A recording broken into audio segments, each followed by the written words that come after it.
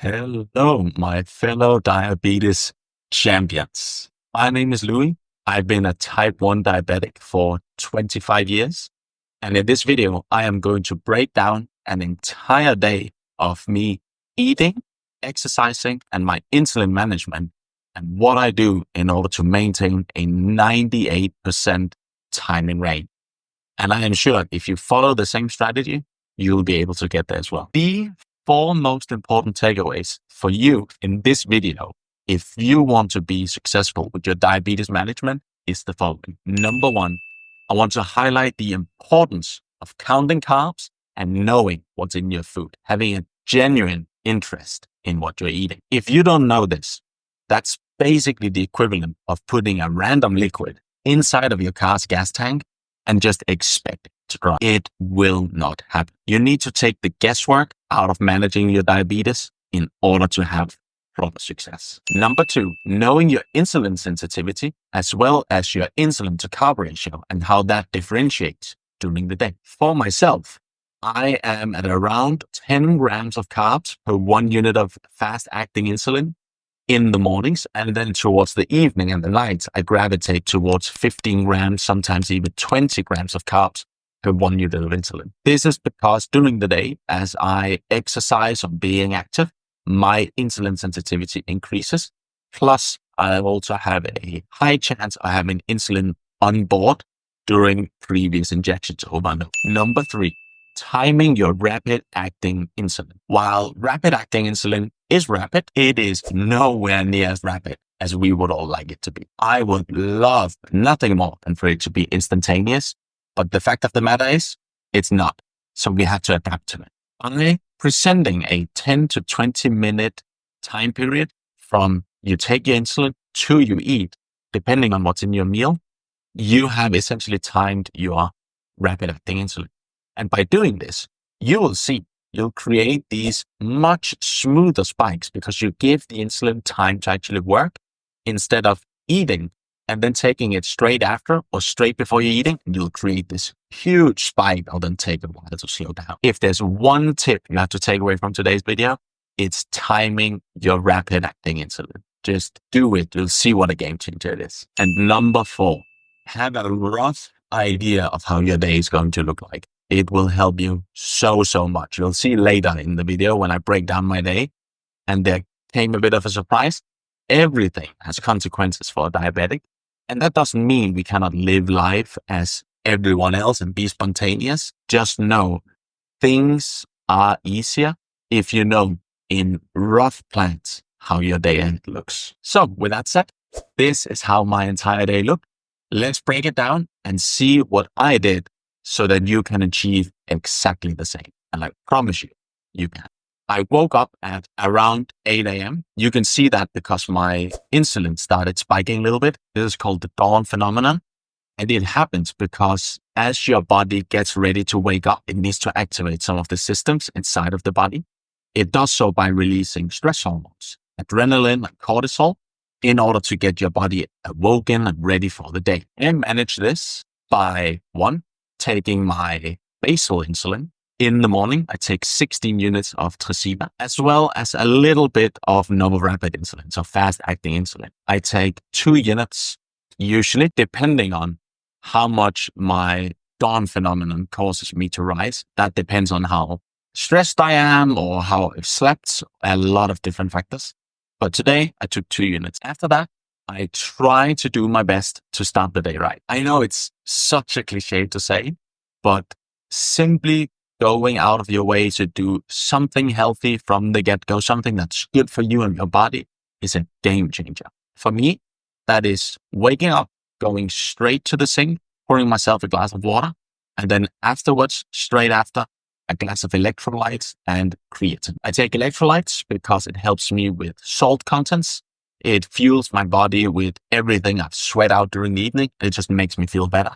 Also, it's a great excuse to take that second glass of water from the get-go.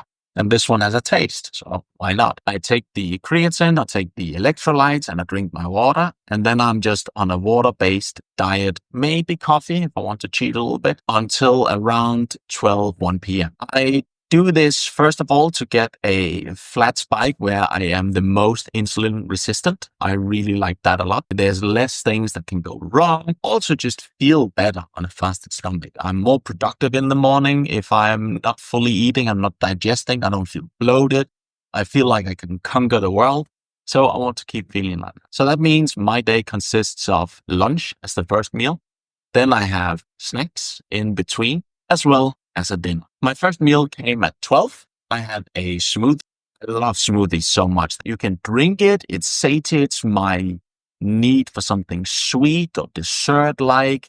It's fun. It's colorful. Like, what's not to like about a smoothie? It's so great. And it's easy to create. It's so, nothing can go wrong. And in my smoothies, I currently do dragon fruit. I did 100 grams of mixed berries. I did 400 milliliters of skimmed milk. That's personal preference. I just like it. Some people think it tastes like water. I was raised on it. It's amazing. As well as 2 scoops of protein powder. I always try to add protein to the majority of my meals. Protein is good for 2 reasons. One of them, especially for a diabetic, but one is it keeps you full. It's the macronutrient that satiates you. So that means controls your hunger and actually makes you feel stable. So don't have these crashes, at least hunger wise.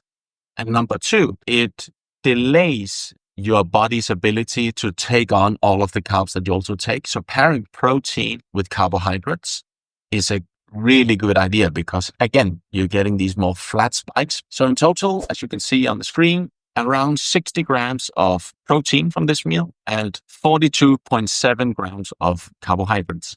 For this, I did 6 units of fast-acting insulin, no rapid, and 4 of them is because my insulin to carb ratio is 10 grams of carbs to 1 unit of insulin. And since there's 42 grams of carbohydrates, that's roughly 4 units of insulin. Then I take 1 for the higher amount of protein contents because protein requires insulin too. It's way less than carbohydrates. Carbohydrates is the major one. Some people say it's half the carb content.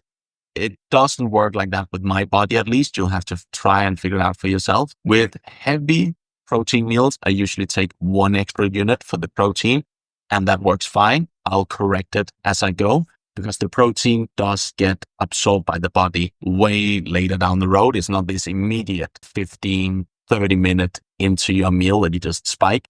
That's the carbohydrates. So I can always do like a correction dose of 1 unit, 1 hour, 2 hours down the road if I need to. And then the last unit I was taking because I was sitting at 6.5 millimole per liter.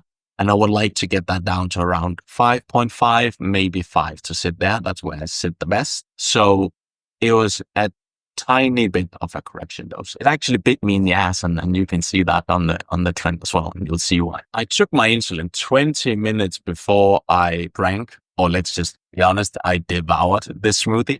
And I do it because it's primarily simple carbohydrates I use here. They're all blended. It's all berries and then dragon fruit. And it's like skimmed milk. It gets absorbed so quick. Even protein powder, because it's in a powdery form, gets absorbed quicker than something that would be in a more complex meat type structure. So I definitely wanted to add like some leeway for my insulin to actually run. As you can see on my spike, it worked very, very well. So from the lunch, you can see that my blood sugar starts to get like they're within the range, but they're not this smooth spike. They're getting a little bit rocky up and down and going in waves.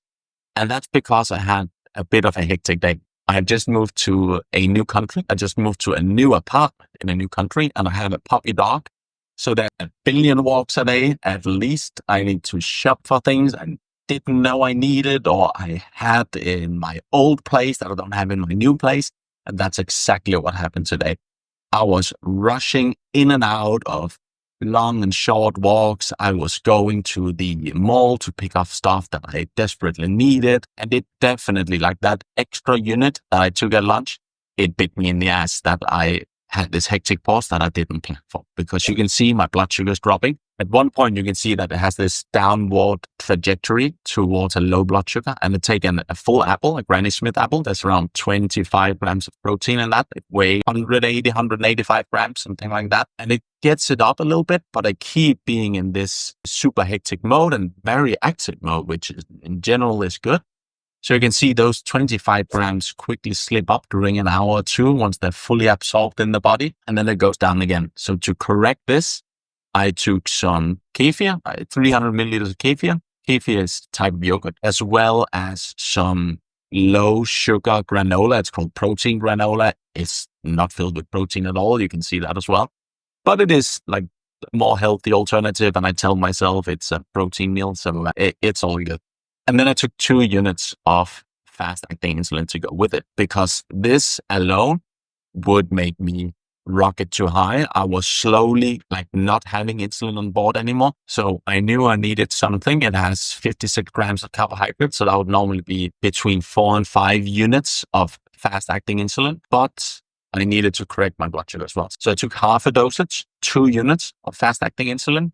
And you can see works super well. It goes a little bit up, and then at dinner time, this was 7:30 for me, something like that. Originally planned to make these chicken meatballs and a super nice salad on the side, but because of the day, I was tired, I was burned out, I wanted to relax and play with my puppy and then just chill for a bit. And I've had a long day, so I take my go-to meal. It's a super simple meal. I've ate it for years. I always have something ready in the fridge to make it, but it's simple. Don't knock it till you try it.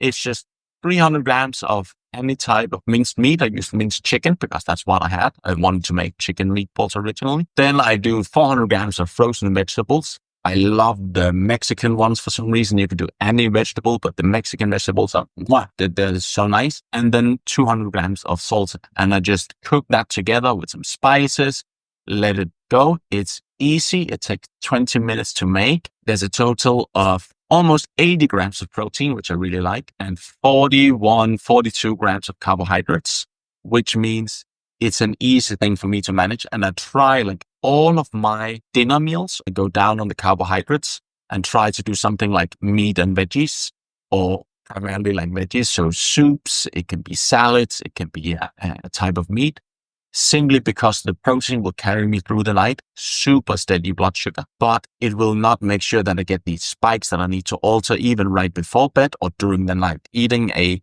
high-fat meal for dinner is my nemesis. I always get woken up by a bleeping alarm at 3 a.m. because now it's just skyrocketed through the roof because of the extended release of the fats. So that's another tip. And for this, I took 3 units of insulin. And this is again due to my increased insulin sensitivity at this time of the day. There's if this was a morning meal, I would have taken close to 4 for the carbohydrates and 1 for the protein. But since it's evening, I'm gravitating in between these one, and I'm gravitating more towards these 15 to 20 grams of carbs per unit of insulin. I opted for 3, and it was the perfect solution. With this meal, because it's so high in protein and it's medium in carbs and very low in fat, I took my bolus 10 minutes, 8 minutes maybe before I ate. You can also see I have this downward trend that I'm starting. The only exception to the 10 to 20 minutes pre-bolus time before any meal is if you're coming into a low and you want the carbohydrates to start acting before your bolus evens it out. That's a good enough excuse. Or yes, in my case, there's a very little carbohydrate in the meal. It's primarily protein. So the spike will hit you later. This can either be done with, usually, if it's a high fat or high protein meal, by splitting up your dosage. But in this case, because I knew it was well into the night, I worked really well on proteins overnight. So I just had it a little bit closer, as I said, around 8 to 10 minutes before I ate. And that was my entire day and how I managed to stay at 98% in range. If you enjoyed this video, leave a like, comment below, and also please subscribe to the channel. It helps me so much with growing it and with keeping me on the path to make more educational and entertainment diabetic videos, because that's what I really want to do for you guys. If you want to see me explain what the dawn phenomenon is in detail, or how insulin sensitivity works and how you can actually calculate it yourself, I have left 2 videos on the screen for you to go check them out. I promise you, you will not regret it. See you in the next video.